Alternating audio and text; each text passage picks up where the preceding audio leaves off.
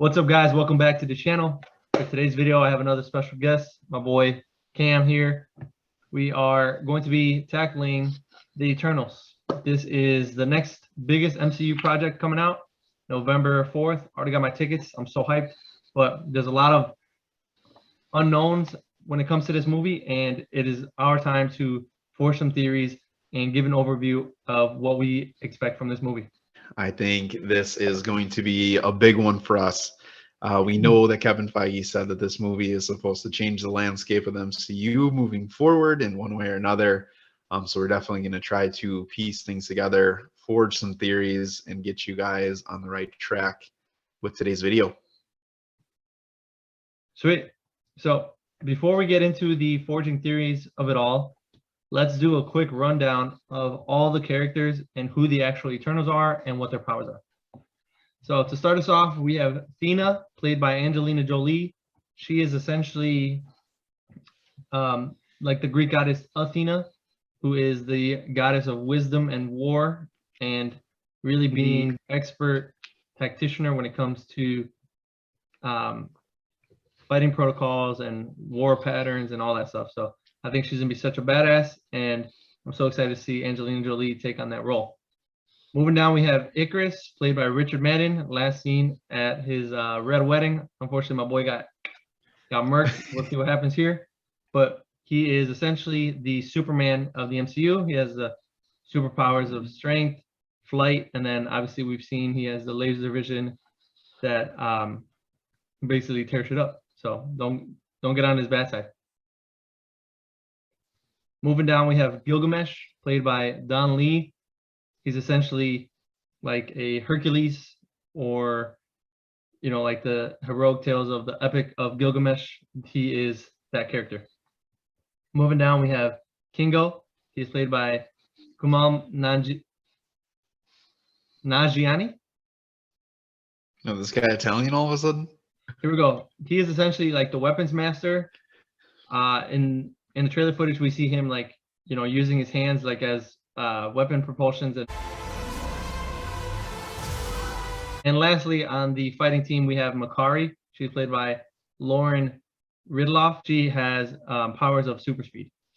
So the team of five for the Thinkers, you're going to have Cersei, who's played by Gemma Chan, who you guys would know from Crazy Rich Asians, who has the ability to transform the environment around her into other objects.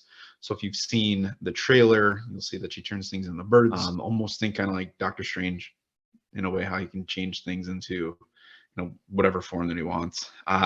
Next, we'll have Ajak, who's played by Salma Hayek. She has the powers to communicate directly with the Celestials, who originally in the comics, they were all supposed to have the ability to connect with the Celestials one at a time, but it kind of seems like she's going to be the focal point for the team to connect with them. Then moving on, we have Druig, played by Barry Keoghan. But essentially, Druig's going to have the powers of manipulation and is an expert tacticianer. So more to come on that possibly in the video. Then we'll have two left. First one being Sprite, who can create illusions. So kind of think like a Loki character, if you will. Fastos, Yeah. Whatever. Fastos. Played by Brian Tyree Henry, engineer, the one that uses his cosmic energy to forge things into existence. It's like almost think like a weaponsmith, essentially. All right, and then also let's not forget Crow.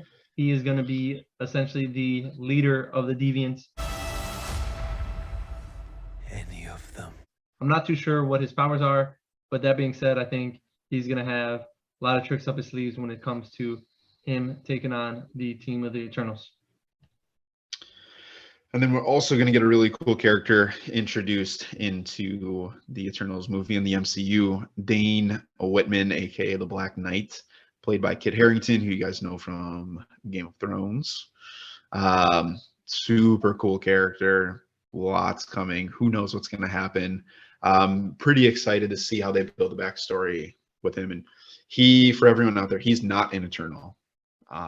So he's got to think like Knights of the Round Table, Merlin, you know, all that kind of stuff. Like that's where that character goes. But essentially, the Black Knight, he has an ebony blade, and he's pretty much an immortal knight in shining armor. So we'll see what connections he has with the Eternals in the movie. Quick little backstory from the comics.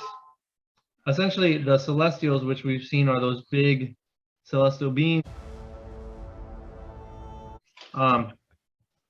They came to Earth and they seeded Earth with 3 variants or variations of life.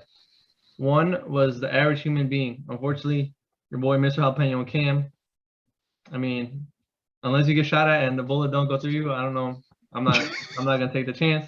But we're the regular old human beings. On the flip side of that, they were split into the Eternals, which are all the superpower beings and the characters that we have just listed off, and then the Deviants. The Deviants are those demonic looking, you know, really mutated characters, and essentially those were like the good and the evil. You have the Eternals on the good half, the Deviants on the bad half. So they're essentially created to balance each other out. Yeah. Adding to that, Deviants who have the ability to procreate, and the Eternals do not have the ability to procreate, and really both kind of answer to the Celestials. And now the question is, why are both coming up at this point in the MCU? And why would the Celestials be coming back at this point in the MCU? And we've seen them on such a grand stage. I mean, think the Infinity Gauntlet, right? Each individual stone, how intense and powerful it was in itself. Now imagine like the original entity that it came from. Like that's a crazy scale. So, but first, this video is sponsored by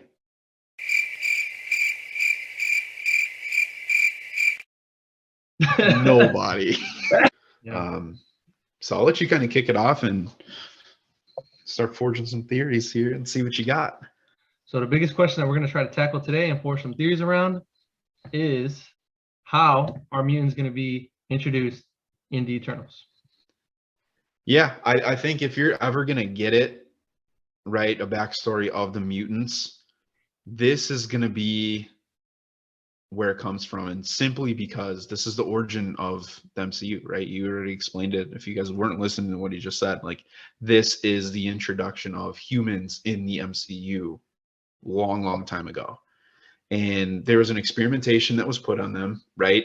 And you kind of had a couple different types. So for me, I know that I really want to see mutants, and I'm pretty set on our biggest hint most likely will come through here. However, I do think that there's one part before we get to mutants that I think they're either going to touch on completely and then move forward to, or kind of leave us dangling here.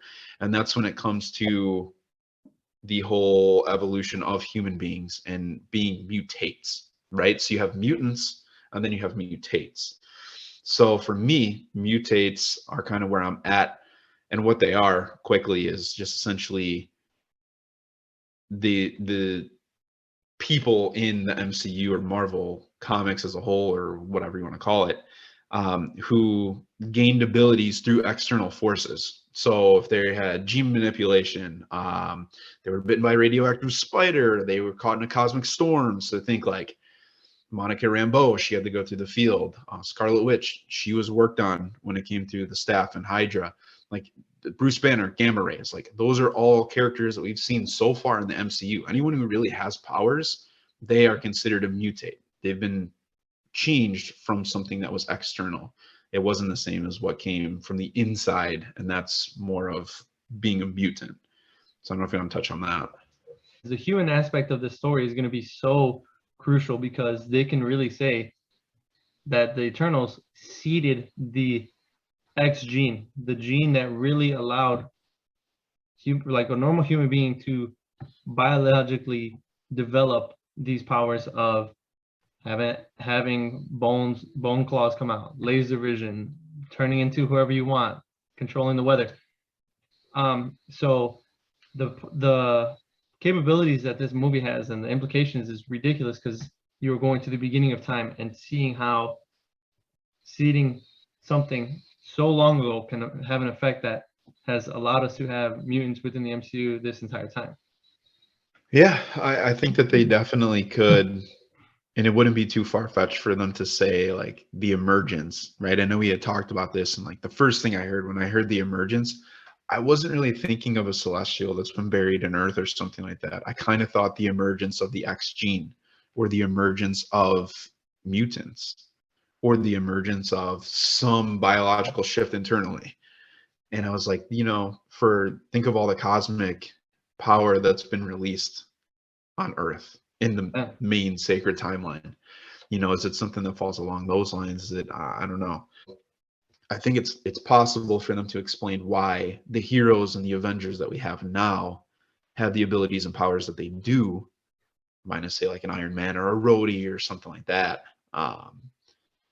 But I think that could be in movie, and then maybe the mutants are down the road potentially. Right. I think for me, obviously we've seen Phase 4 has really opened the doors to an amalgam of all these crazy storylines that we thought, like, walking out of Endgame, we thought, where can Marvel go from here? And then Phase 4 came, and they have come out swinging.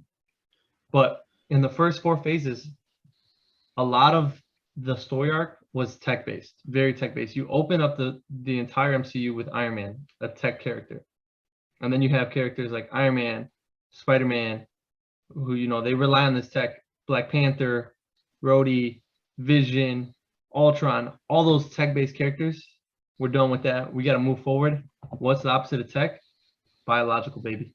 So really how they're going to break down this story and moving into, the evolution of characters having these powers, because not going to lie, when Endgame happened and we finally found out that Disney had the rights to the X-Men characters, I was like, okay, perfect. Just say that they're from the multiverse, bring over the same people from the X-Men franchise, same actors and everything, and just continue this story forward.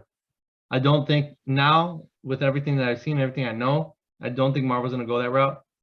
And I would say something like the emergence, or even the cosmic radiation that came out from all the snaps that happened on Earth from the events of Infinity War and Endgame, or anything of that sort. There's a lot of possibilities and a lot of stories that they can take to say, this is what altered the DNA in humans, and this is how we can have mutants. Well, I guess that leads me into my next question, which is, if the mutants are going to be introduced, do you think they would have already existed within the MCU during this entire time?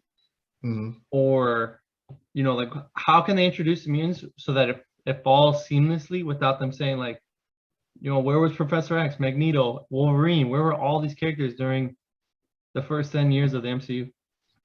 I think they can introduce them as is right now.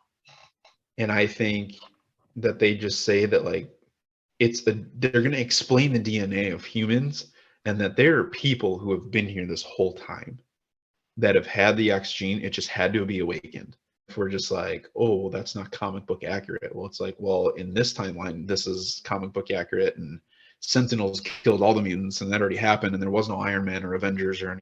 They're going to take inspiration from the comics, but they're really going to do whatever the hell they want to do. Even look at Scarlet Witch. Like, we could get a Magneto down the road and it's completely separate, but then we can say, oh, well, in Earth, whatever's 614, that was her dad, right? But they went back and they've changed things. And pulling them from another multiverse, I think would cheapen the mutant story. And I think that would be like the next big foundation. Question for you is, if they do go the mutant route, who would you want to see them? You can only pick one character. Who would you want to see them introduce besides Wolverine? No Wolverine counts. Who would you want to see them introduce, and why? But you already know I gotta go with my boy Gambit, man.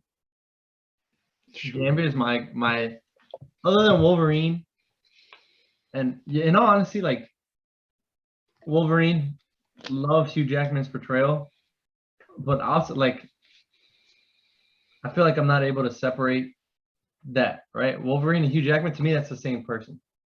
So any portrayal after that, I feel like I'm Give just me not like ready. chills for some reason thinking of that. I was like, dude, it is. I'm not ready to make that distinct, like that separation distinguished. Yeah. So like I'm okay not seeing Wolverine just yet. You know, I would love to see a character we haven't seen yet, and I think like Gambit could be such a good version of that. Especially, I grew up playing cards, and I thought like the little as broke as that movie was, X-Men Origins, where we had Gambit in there, and that little scene where he's like, and he throws the cards at him. Like yeah. stylistically, I think they can make it look so cool. So I think he's a very easy person to write in because one, he doesn't really work as a team. He's a pretty solo character, other than when he has like his romantic affair with Rogue. But outside of that, you could just have him, you know, do his thing, Hitman style. Yeah. What about you? mean, the character that I would love to see in a character that I think would do the MCU justice would be Storm, wholeheartedly. I think a Storm story where she's in one of the tribes in Wakanda. That way, believe it or not, that's how she, comic book style, actually meets Gambit, right? When he's the thief and he's on the run and doing all that stuff, like T'Challa, Storm, and they all have their little run in. Obviously, we're not going to have Black Panther, R.I.P. Chadwick Boseman, but you know, to have Storm kind of come in and use that kind of witchcraft, and like that would be an easy way to play things up without it saying like, oh, you know, she's a mutant. Like that kind of could be a way that like we know that she's special without getting the explanation of this is why she's special. Everyone just kind of have known about her. Because if you think about it, like stylistically, like they had a lot of spiritual connections and those Yeah. things, and keeping Wakanda under wraps, there's no way we really should have known about her. If you think about it, like this Wakanda is still pretty fresh in the MCU for the most part. And I don't personally think that Shuri is ready to lead the Black Panther franchise. And I think having help and kind of going, you know, that route would kind of give us a little something on the backside. If we're not going to have Killmonger, right? We're not like M'Baku. Like, do we really want that? Like, yeah, somebody has to step up and fill the role kind of that like African portion of the MCU. And I think Storm would be an easy pick. So I think if you can introduce those characters on an individual level and then somehow create a MacGuffin that will bring them together and force them to work, bro, take my money. And there are 4 people who can bridge this gap between the tech and the mutates that we've seen so far and the mutants. And that's a Fantastic Four. Bro. That's a whole nother shit, man.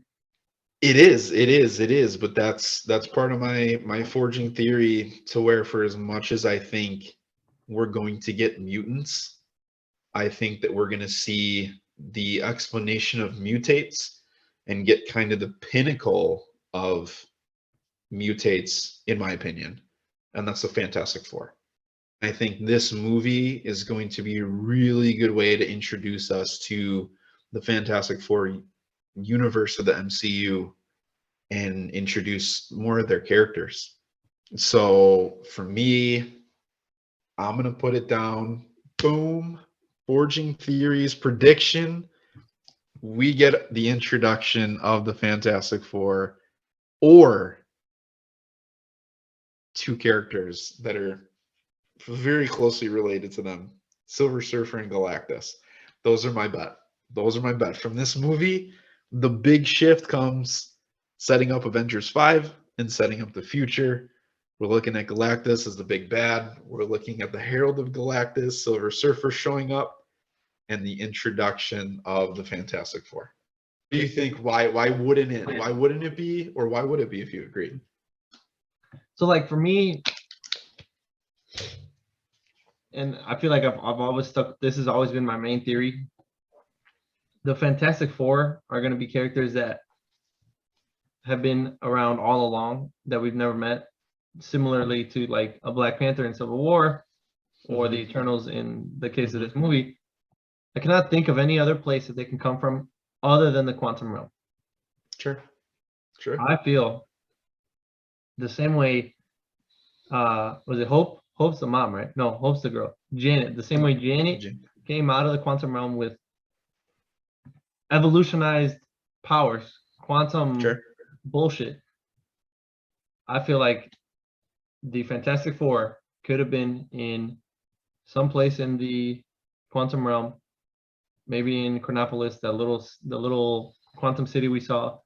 And from being down there so long and them trying to study the quantum particles and quantum energy, they inadvertently got the powers that they did.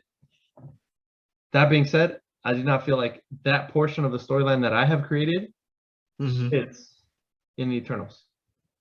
I don't think that storyline can somehow cross over with what everything that's going to happen in the Eternals. I think the best place to do it would be in Ant-Man Quantumania, but that's just me. All right, give me your best reach for the Eternals movie, Rockstar style. Well, Mephisto. No. All right. So my reach, I'm gonna try to reach while keeping it like somewhat accurate, because I gotta get some points here. We're gonna get two. This is not two. We're gonna get two post-credit scenes. I'm thinking one of them, like we said off screen, my boy Dane Whitman, the Black Knight, and I think, like we said off screen, a Disney Plus show can work perfectly for him.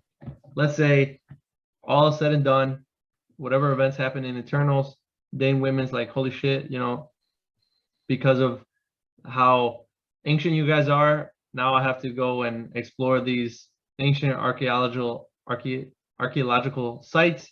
That's how he comes along. The ebony blade, we see him pull it up. Boom.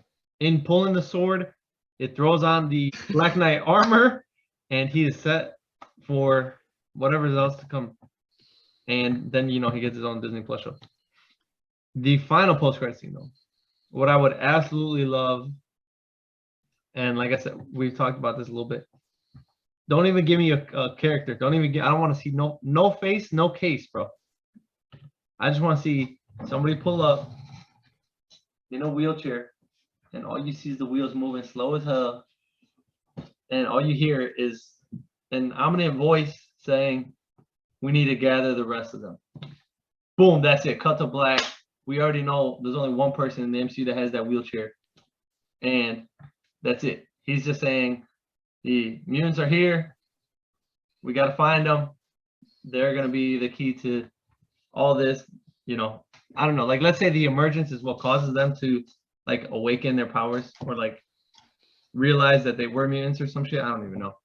But Professor X would be the first person to realize, through his mental connections with everybody, what just happened, and he could say some shit like that. Last bonus question. Do the Eternals make themselves known to all human beings? I think this is really like their coming out movie.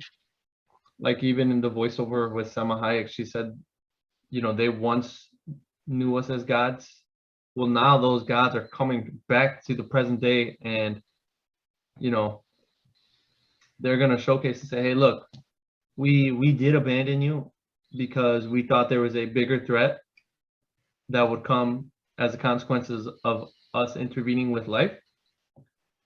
That is no longer going to happen. We are going to be the forefront of the protection. The same way Captain Marvel goes planet to planet and rescues them and saves them from all the bullshit. The Eternals are going to do the same. And if not, if the Eternals feel like Earth has its mightiest heroes to protect it, I can easily see them going to the next planet. If you guys have any predictions on how you think the movie may play out, or how mutants can be introduced, or Fantastic Four, drop them down in the comments below. Throwing it over to Cam if you have anything else to add. No, this is big. We kind of have Eternals, Hawkeye. Spider-Man. You already Whoo! know. Dude, so it's like bang, bang, bang until DC takes over in 2022. But I'm excited, man. I think this is gonna be. This might. I'm gonna go out on a limb and say this might be the best movie, start to finish, that we've seen in the MCU. I bet. Check you guys later.